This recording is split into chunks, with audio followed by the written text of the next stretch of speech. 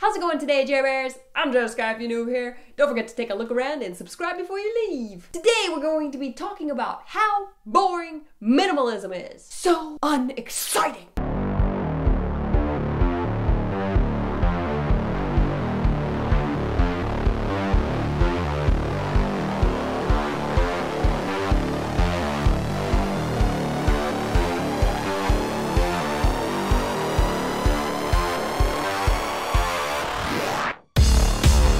This is the stereotype of minimalists, is that this is boring. It's boring. It's unexciting. Everybody's stuff is bland, white walls, everything like that. Boring, you look dull, uninteresting. Ugh. Well, guess what? It doesn't have to be. The only reason that you see a lot of the same stuff is because people are not creating their own form of minimalism in making what they want to make as their minimalist life. When you see the minimalist videos, you're like, I want to do that, so you do that. And then you forget, but it's gotta be me. It's gotta be my stuff. It's gotta be what I want. It's gotta be the special things that I want in my life. What do I do that's different than everybody else? My house should look different than everybody else. And I think that's exactly the path you head down when you first start doing minimalism, is you emulate the people that you're interested in and want to be like. You start doing that, and then as you get into it, you figure out the tools and the items that better suit your lifestyle than suit their lifestyle. They suit yours. And you change that. And it doesn't have to be boring. None of this has to be boring. I mean, look at me.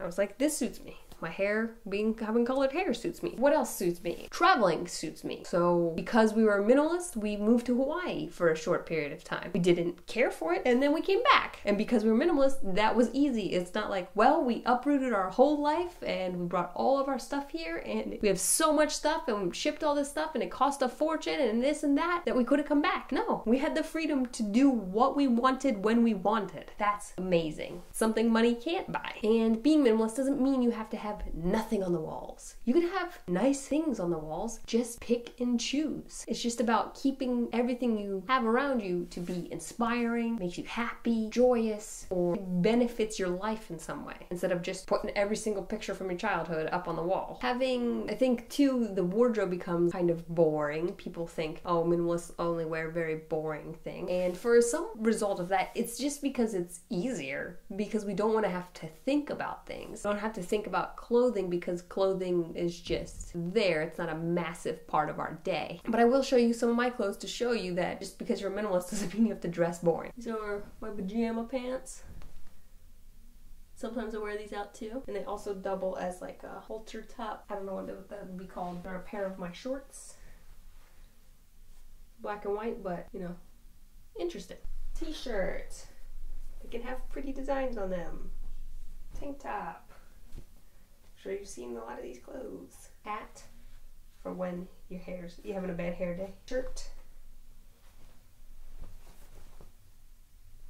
And then, yeah, some of my other stuff is a little bit more boring, just because you have some of those very exciting accent pieces, and then you have some of the boring stuff just so that it's like the pants just fit with whatever top you want to wear. So just simplifying the process. And because everything they have makes me really happy, so it doesn't matter. If wearing a black or white t-shirt around all the time makes you happy, who cares if it looks boring to somebody else? They're not living your life. And a house that's not filled with a whole bunch of clutter and like interesting little things to give it this feel and this stuff. If you look at mansions where rich people have these expansive spaces and they pay these designers tons of money, a lot of the ones that are very nice only have a few pieces in those rooms because it like makes a statement. So that's more of what you're going for. You wouldn't say rich people are minimalists because they have tons of stuff, but in a way, a lot of their decorating kind of is. So if anybody wants to tell you that something is boring and they're not actually that something, so if they want to tell you minimalism is boring and they're not a minimalist, they don't know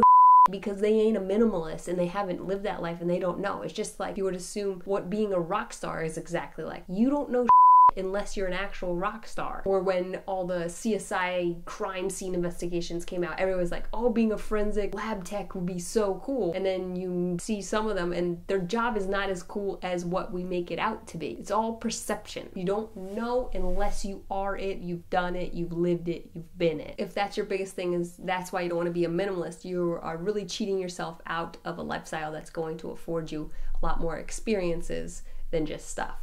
And It's your own fault for being so close-minded. Alright, I hope that clears up any of the misconceptions about minimalism being boring, because it definitely isn't. Minimalism is whatever you want to make it to be. And if you are the minimalist, you are living that life. I guarantee you, if you have blank walls, whatnot, you're not focused on how plain everything looks. You're focused on what you are doing. Alright guys, if you like this video, give it a thumbs up. Don't forget to put some comments in the comment section below. And subscribe if you are new here, because you should. Alright, thank you all for watching. I'm Jera, and I gotta go.